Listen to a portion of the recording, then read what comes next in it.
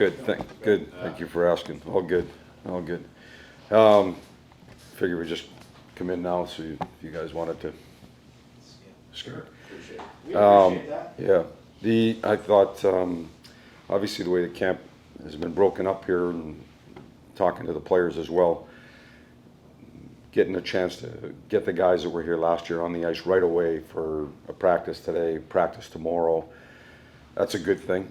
And then also just getting an opportunity to watch guys that are competing for jobs and doing their best to put their best foot forward. For me, the best way to evaluate that would be, through a scrimmage and through competition. And so getting those guys out there competing, I thought that was really good. You get to see the players and you get to see them work inside of a game instead of just doing drills and 2-on-1s and that sort of thing. So I thought that was really good. And that'll just be the way we work for the first couple of days. Then the lineups get broken up and things get mixed up a little bit more, and that's when you'll see some lines and some movement and stuff like that, and some certain people into the first game and then into practice the next day, and then into the second game we'll get to mix and match a little bit more. So I thought it was just really good this morning to get out and go with our team right away. I thought it was really, really crisp.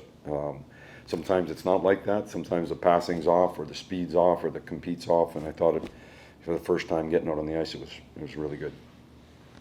You talked about wanting to see speed and pace. It looked that way from watching. Did Yeah, you feel that way I did. as well? I did. I told him at the end because I've been in situations where it just hasn't gone. It's either the execution's a little bit off or it slows down a little bit because you're thinking too much. And I thought it was good. It was a good first day and a good way to start ramping that up and building that up. You had mentioned too, I mean, it was obvious you had your NHL group on Yeah. this morning. Maybe there's a couple of guys in that were just there that have a shot to get in. In here? Yeah. Yeah, for sure. Yeah, For right. sure. And that's why I wanted to see him play instead of just, and it will mix. So after today, after tomorrow, it will mix. There will be that taking a look and seeing how people look in games, and they'll be playing on certain lines, and we'll be able to mix that up after these 2 days. The value though of having those guys that were on the ice first today, I mean, it looked like you were doing a lot of drills, Yeah. a lot of offensive zones drill, implementing some of Yeah. maybe system stuff. Yeah. Is that one of the key things? It was. So to me this morning, if we could really try to push that pace and try to play fast, do things fast, but also work on what it is. And so sometimes it has to slow down a little bit so that you can talk about what it is, get people on the same page with regard to an identity going offensively. And then tomorrow we'll switch it. Tomorrow you're going to see more of the compete on the defensive side of the puck, from coming out of the offensive zone to trying to defend the neutral zone, and definitely trying to defend the defensive zone. You had, a couple of days ago, talked about Fox and Lindgren, and training camp was time to look at something. Yeah. You recognize how effective they've been. Yeah.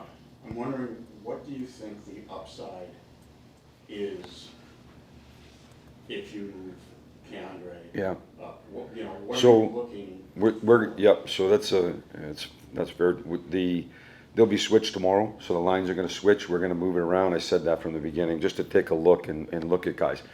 There's been times when you can switch even inside of a game, and I understand, and I don't disagree with the philosophy of having a good anchoring defensive defenseman and maybe somebody who pushes a little bit more offense. I think that that's a smart way to go about it. I also think that there's times where maybe you've got your top line in the offensive zone and you want to put out two guys that think a little bit more offense. Conversely, you might be in the defensive zone. You might want a couple guys that think a little bit more about defense. So just bringing it to camp just to see it for a day. I wouldn't put anything down in pen. I would just let it play out, but I just wanted to see what it looks like. But even inside of a game, when the pairings do happen, you can still make those switches to the zones and get what you want. Maybe try to push some offense, or maybe try to prevent something defensively. But could you stay with Miller, Fox, because you can always go back? They're gonna get a look. Yeah. It's gonna change tomorrow, and so for me to see it and be out there and kind of watch it, but they're gonna play some games together. Part of your philosophy is having the D up in the rush. Yeah. You've got one of the best guys in the league right now on your roster to do it, and Keandre is good at that too. How much does it help that you've got guys like that already here that can excel at that Yeah. part of the game? I think it's really important I didn't invent that. Everybody's trying to get their D involved in the rush and D involved in the offensive zone. And I think that's a big part of the way the game's played right now. And you're right, we have some good offensive guys. Almost to the question yesterday, like, you know, your first line player and your kind of your power play guys and your checkers. Do they have, how do you treat? It's the same rules.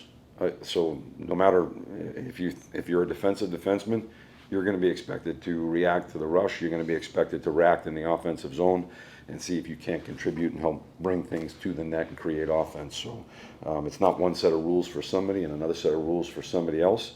Everybody gets the same set of rules. We got to figure that out. And like that's why even today I thought it was good, but there's still a little bumping around. There's too many people around the puck because we're getting down the routes on where we're supposed to go. So You just said it now, and you said it yesterday as well, that the lines today, you're gonna change it tomorrow. yeah.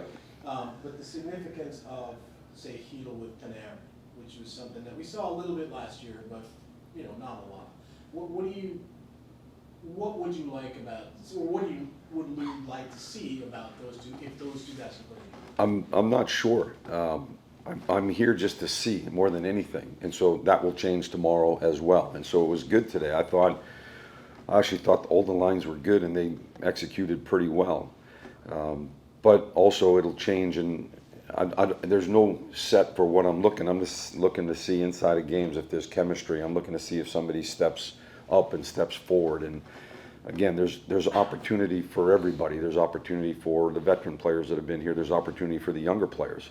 And then I think through practices, through the scrimmages, through exhibition games, and even into the start of the season, I think people will start to rise up, and that's what you look for.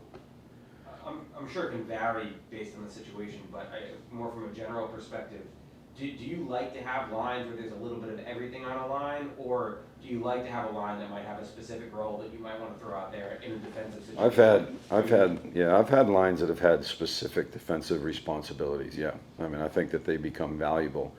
If you can find a line like that that can get you out of your defensive zone against other teams' top lines, I do think that that's a benefit to your team.